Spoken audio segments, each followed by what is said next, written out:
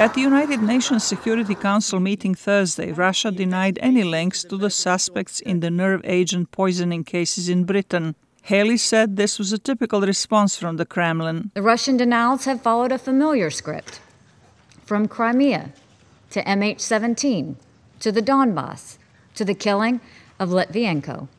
The list goes on, and the song is always the same.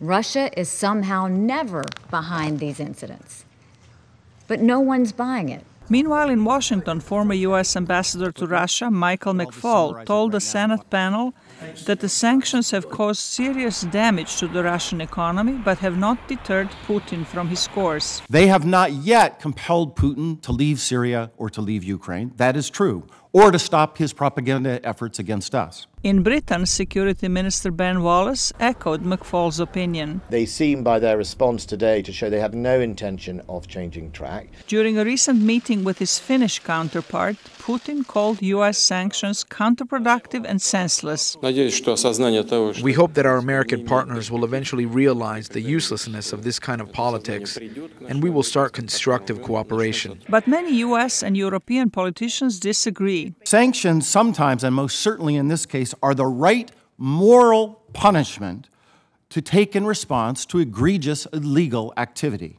even if they don't change Putin's behavior. Wallace said the Russian government does not seem to care about its own people in the same way as Britain does, but its behavior will not go unpunished. We will do it our way, in a sophisticated way that makes sure they know the United Kingdom and the international community is not tolerating their behavior, but we're not going to act like thugs. Both Britain and the United States are considering new, tougher sanctions on Russia for violating the sovereignty of other countries.